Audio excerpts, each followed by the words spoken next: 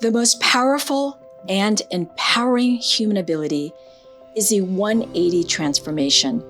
Courage, introspection, humility, suffering, and gratitude are all shared in the emotional arc of every 180 story. I first found out about my diagnosis in March of 2022. I was teaching at the time at a high school, and while I was teaching, I actually lost vision in one eye, waited for school to be done, and then went to the ER where they did a MRI scan and they found that I had multiple sclerosis, so MS.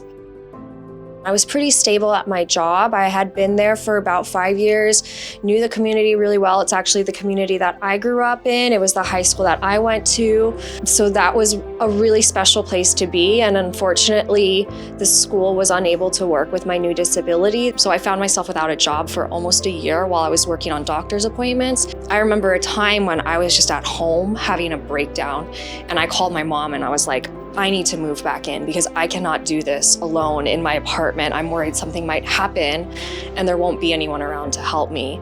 I found it very difficult, and I found myself not wanting to walk, avoiding instances where I did have to walk, asking my friends to park closer. So I was pulling back from these social activities, even though I didn't really connect that in my mind that I'm pulling back because I'm having mobility issues.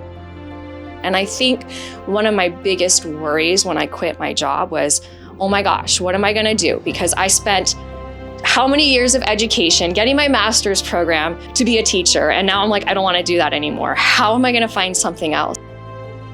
Sue wanted a teacher to come in. She wanted someone who is knowledgeable about education, who can speak to people and reach them on different levels. She created a schedule that was very flexible for me so that I could go to my many doctor's appointments whenever I needed, take breaks as needed, but has that trust in me that I'm gonna get things done and I'm gonna do the things that she's asking me to do. And so I guess I was worried that I'm not a teacher in a school setting. What am I going to do with myself? This is my calling, you know?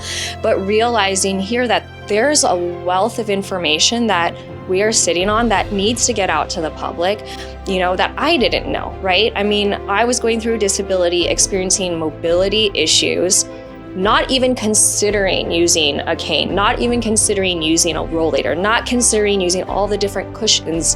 And unfortunately, doctors are not giving you that information. I mean, they're giving me my medication, they're giving me PT, but they're not giving me, this is the equipment that you can use at home in your daily life that will help.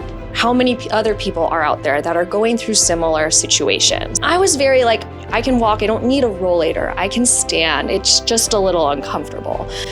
I don't need to be uncomfortable, right? I have the choice to use those things so that I can go out and do the things that I was pulling back from. Going to the mall with my friends, seeing movies, going to concerts. I mean, I was pulling back. So being able to learn that myself and being like, how come we don't all know this? It's really fulfilling my soul and that teacher inside of me. So I'm still teaching, you know? I'm still a teacher, just doing it in a different capacity.